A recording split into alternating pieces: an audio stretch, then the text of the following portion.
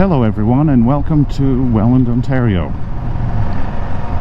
an old industrial town in the heart of Niagara. The town began because of tragic events of November 9th, 1828. During the construction of the Welland Canal, they decided to use the water from Welland River to feed the canal itself.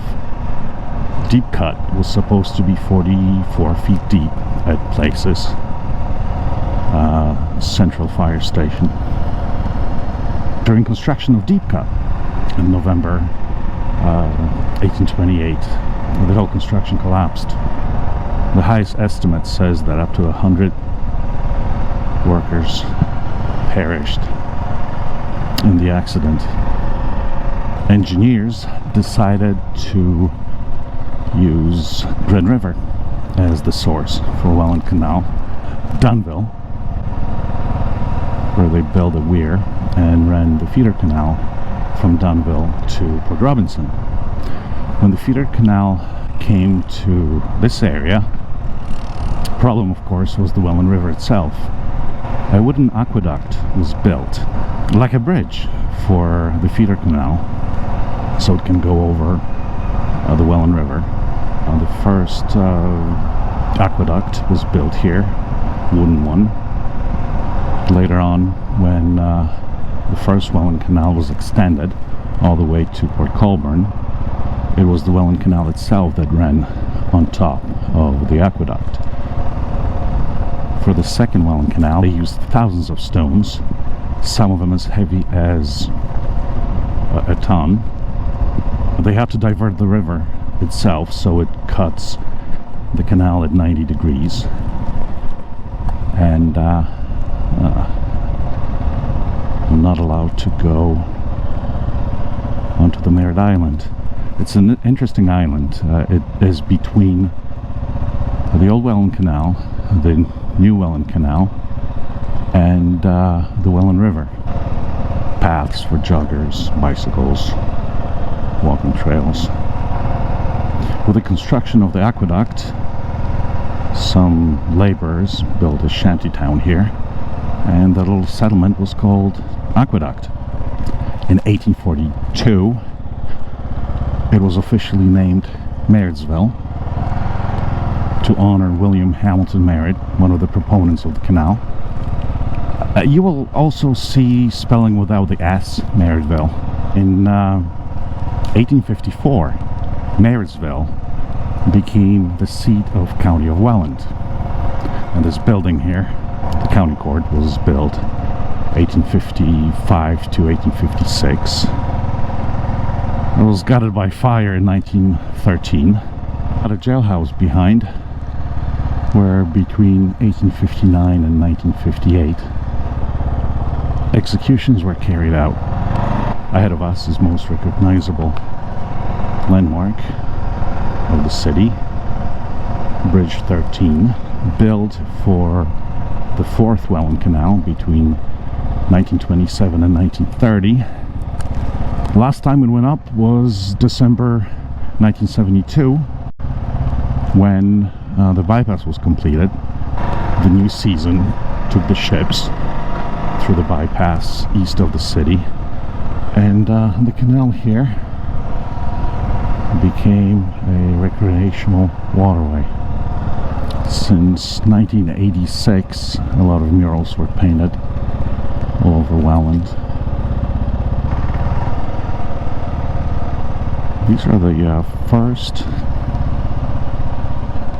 commercial buildings in Welland, or at least the longest standing.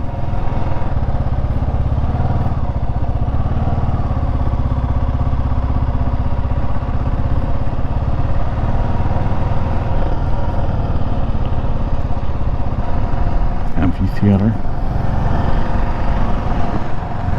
Ironwork for the bridge was done exclusively by Mohawk ironworkers.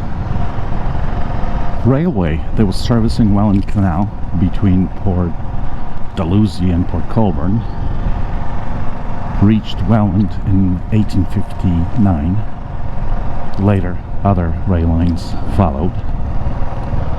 Welland became a very attractive city for the industry.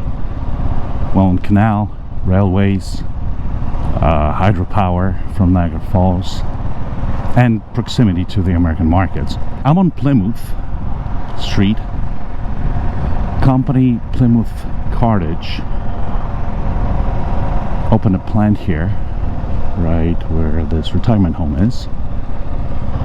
Plymouth Cordage was a company from Plymouth, Massachusetts, and they were producing different ropes and lines for ships.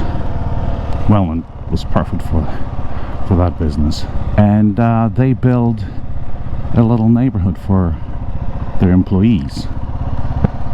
It was called the Village by the locals at the time. Ukrainian church. New signs are in Spanish, but the Ukrainian one says Українська Греко-Православна Церква Пресвятой Тройцы. The industry brought in a lot of people from Europe, Italians, Ukrainians, Hungarians, Croatians, Polish.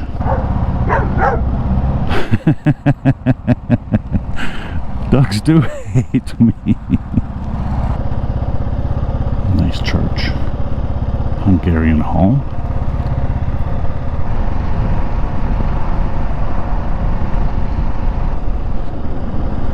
That's an interesting building.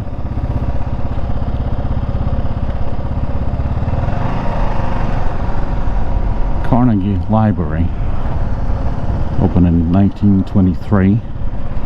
It's Welland Museum now. And Central United Church, right here, built in 1882. Fire burned the roof in 1907. 2 months later, construction punctured a gas line, and the church exploded. Only the bell tower was left. The largest group of migrants who moved for work into Welland were French Canadians, Francophones from Quebec, New Brunswick, and Northern Ontario. And this is their church. I don't speak French, but let me pronounce it. Sacré-Coeur. The area here became known as the French town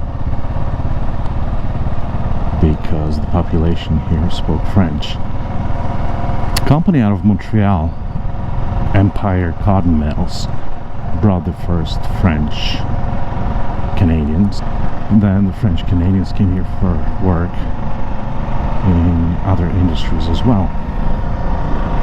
This is the old Empire Cotton Mill plant. You can still hear French spoken by the locals in stores, bars, shopping malls. Since the beginning of the settlement, the rhythm of the city was guided by ships, the bridges opening, closing to allow the ships or traffic.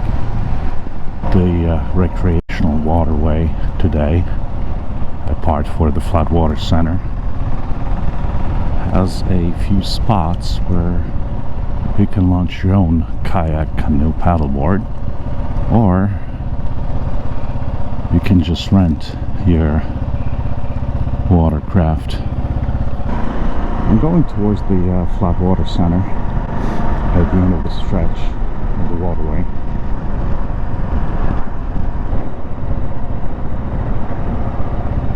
In 2018, Kayak Polo World Championship was held here.